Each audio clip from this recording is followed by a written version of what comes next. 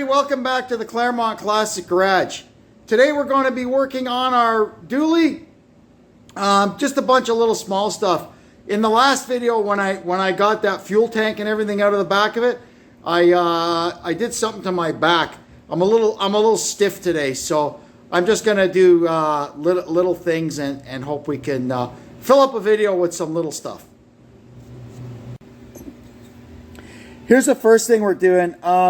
These are the clamps that hold the tonneau cover to the bed rails.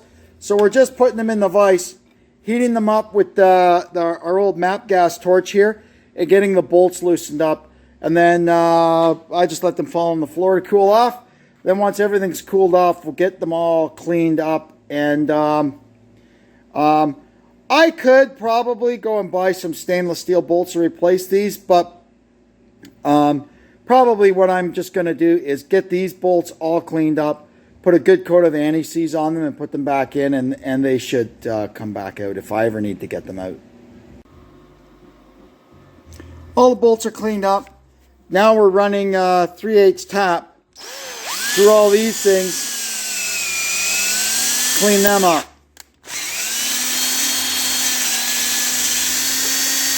I just use my cordless drill. I run it on low speed, and it works pretty well. Next step is just a coat of matte clear. Bare aluminum in our climate here, just the dampness and the salt gets at it, and it makes it all oxidized, and it just goes to pot. So this will help keep them looking somewhat decent for a little while anyway.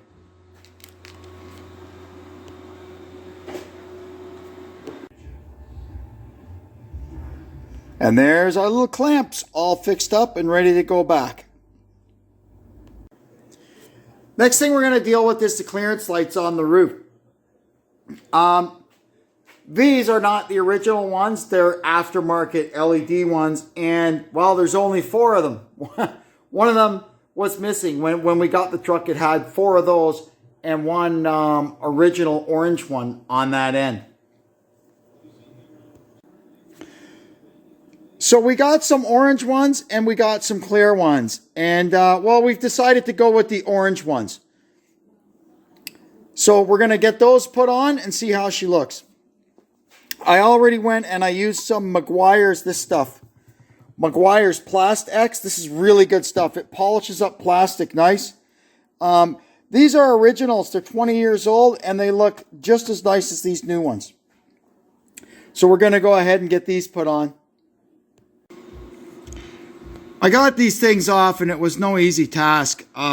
You can see, it's hard to see there. You can see they're sticking up. A lot of the screws were rotted and broke. I've got 1, 2, 3 broken screws to try and extract. Some of the captive nuts shattered. And you could see rust around some of these screw holes because look at the crappy gasket they used. It didn't go right out to the perimeter of the light. Therefore, we ended up with water. See how close the water can get to the screw there? And plus, I guess they didn't have a little gasket under the head of the screw, so that let water wick down there.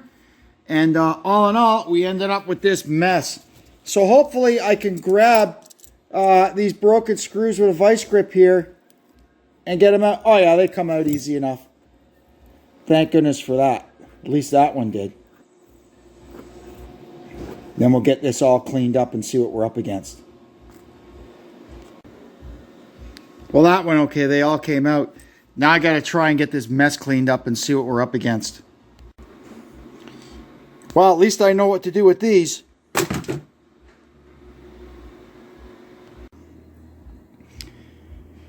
Now I'm using some polish, Mother's Step number 1 here, to polish around the light areas. There is some marks because those lights, the plastic edge was actually touching the paint.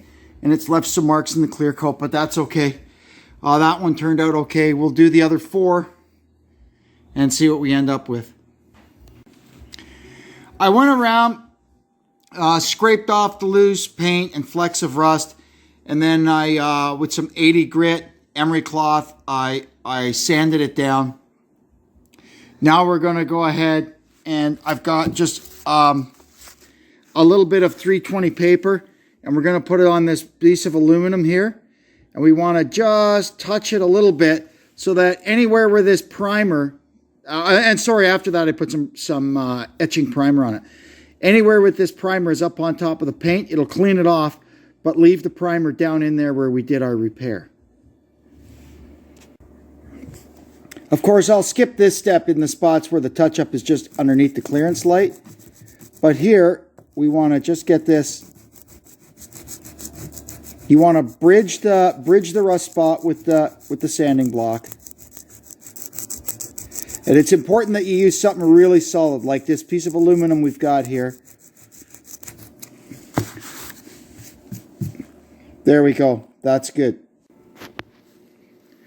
I'll do the same thing on that other little spot over there. Now we'll get our touch-up paint here and just very slowly get these areas filled in with touch-up paint. And that will have to sit for quite a while before we can do anything else with it. We'll let that set up and come back in a little bit and put a second coat on it.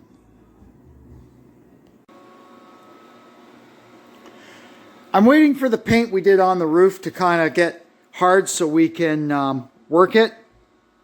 And I'm also waiting for the clips or the push nuts for the roof for the clearance lights. And I ordered some stainless steel screws for the clearance lights. So while we wait on all that, I've made an executive decision. I've got so much stuff to do underneath the back of this thing. And it is so gross and disgusting with the built up muck from it being oil sprayed every year. I'm going to take the box off. So what we're going to do is we're going to take the box off. We're going to power wash all the back end of the frame, and I could probably reach quite a way up under the cab and get a lot of that cleaned up, so we can basically start over again with the rust spraying. And then I'm going to do all my work at the back here. And then I also want to blast off the underside of the box, and then we'll mate the box back down onto the truck and carry on. First thing I did was pull these horrific homemade mud flap things off. They're off, they're never going back on. Next thing, I'm going to get this back bumper off. It's just dense, wall to wall, end to end dense. It's all beat to hell. I've got a nice, decent one that I found at the Wreckers, so we'll get this thing off of here, and then we can put our new one on when we put it back together. While the clips are here, I spent some time on the internet last night trying to find the exact right clips for the roof of that truck. At Chrysler, unfortunately, they're discontinued. At least they are in Canada. They're still available in the US. Strange as that sounds. So I found some on eBay. To buy the actual clips was cheap enough, but the shipping was kind of up there. So I was on Amazon, and I found this. 500 assorted automotive fasteners, $16 delivered. So I said, what the heck? For, 16 bucks, I figured even if I don't find the clips I need, there's enough crap in here that I'll be able to find all kinds of interesting things for years to come. But I did find a few that look like they may work. So I'm going to go up now and see if any of these seem like they'll pop into the holes on the roof. So these little yellow guys here do the trick. Perfect. Bumper is off. All right. And now you can see a little bit of what I'm talking about here. Like this isn't bad here, but this is what happens when you oil spray your truck, which is fine, keeps it from rusting, and then, drive around on dirty and dusty roads. You can see here, like, it's just, there. Look at it. So, you can't move underneath there without this stuff. It just comes raining down on you, and it's so foul. So the easiest thing to do, we're just going to take it apart. We're going to clean it as well as we can and start from scratch. Now I'm going to crawl underneath there. I've got a few electrical plugs to unhook to get this thing off. And I've got 4 bolts down each side of it. There's 2 bolts in each end of the rails for the 5th wheel. And then there's a few places where they've tie wrapped wiring and stuff to the underside of it. So we'll get all that cut and undo the fuel filler neck, and this box should be ready to lift off. And I got to get that out of there too. I think I figured out a way I can use the forks on my Kubota to get this thing off without damaging anything, so long as it can handle the weight. Time will tell. Well, there's the 8 bolts that hold the box to the floor. Now I got to get 6 bolts out that are going up through the 5th wheel brackets to the 5th wheel rails. There's our 6 5th wheel bolts out. That was a little more fun. Got it all done. The box is ready to come off.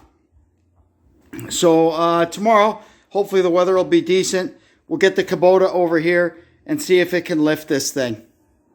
It easily lifted a 6.5 foot box one time.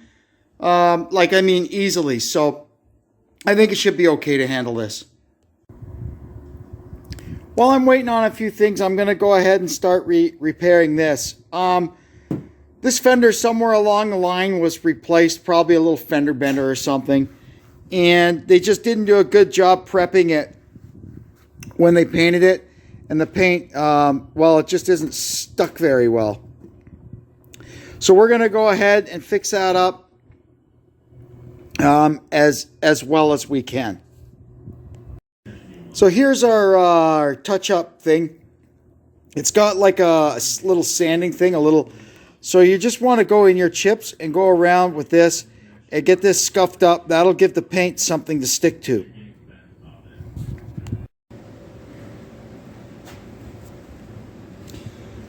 So after I went around and scuffed out all these things, I put a dab of paint in all of them. Some of these larger ones are going to need another one. What we're trying to do is get this paint up proud of the paint that's already there, so we can wet sand it down and it all ends up at one level. That's the first step. So once this stuff dries and gets a little bit hard, we'll come back and put a second coat on it. Next thing we're going to do here is we've got a piece of 320 wet paper on our little aluminum block here. And we're just going to start going nice and easy back and forth. Don't push hard on it, just let the paper do the work. And eventually you'll get it all down flush. And if you have a little low spot, well, we'll just put a little more paint in it and let it sit for a while.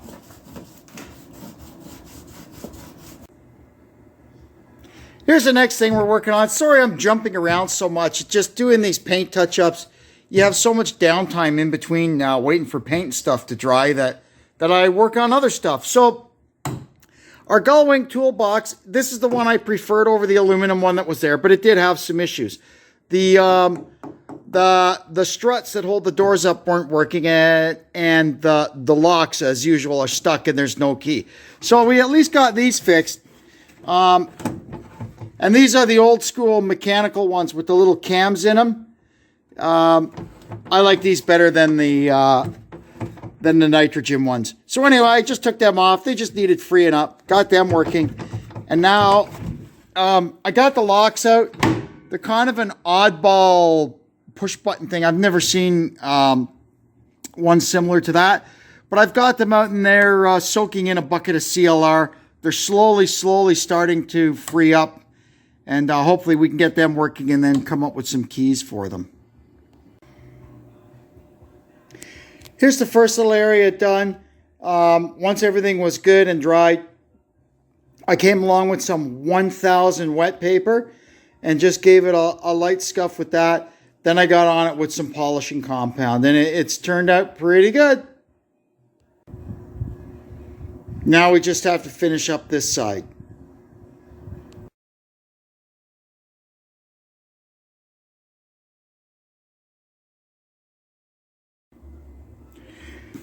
I got the box blocked up so I can get the forks underneath it.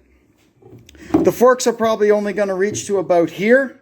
So what we've done is we've got some ratchet straps that are hooked down into the bottom of the front corners that'll go back to the top of the mast on the forklift, and that should triangulate everything and hold the front of the box up. If that doesn't work, then I've got another plan. It's a little more involved. Well, the forks are under it, and I've got it strapped up, so I'm going to try lifting a little bit and we'll see what happens. I think we've got it. Just a fast look underneath, make sure there's nothing like a rogue wire or something still attached. It all looks good, so I think we can lift it up. I've just got to lift it up another foot or so to get these things clear of the wheels, and we can get it out of here. This guck is what kept it from rotting, you know, repeatedly spraying it with oil every year, that's fine. But I've got a lot of work to do under the back of this thing, so I'd rather just, for the few hours it took to get the box off, to me it's worth it. We'll get everything cleaned up, and then we can start from scratch. And there we are. I'd like to thank my friend Nick at the Real Guy Garage for the fancy stands that we got our box sitting on. And this can just sit here until we're done. I might maybe pick up one end of it with the tractor and just power wash underneath it a little bit. But that really doesn't really need too much. So there she sits. After lunch, I'll get the power washer out and we'll go to town on the back of this thing. Here we are. Got her all cleaned up. It took me pretty much 2 hours solid with the power washer, but it's good. I mean, it's not ready to go to Barrett Jackson, but it's certainly good enough to work on now without all that stuff raining down on me.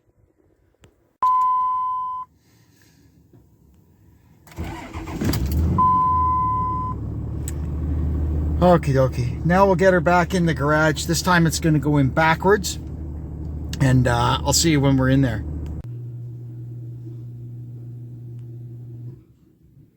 There we are. We're in.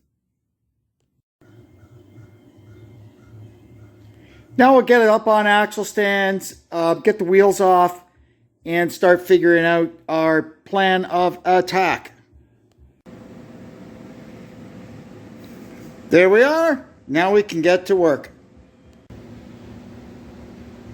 Oh, that'll do it for that one. We got some stuff done. I was just stuck in here waiting for the weather to break so I could get the box off and get this thing power washed. So my paint repairs on the front, they're, you know, kind of in process. They'll get finished later. But for now, we're going to start working on the back, and in the next video, we're going to tear this thing all to pieces. I can't wait. Anyway, I want to thank you for tuning in and continuing to support our channel. And until we meet again, this is Kevin saying so long from the Claremont Classic Garage.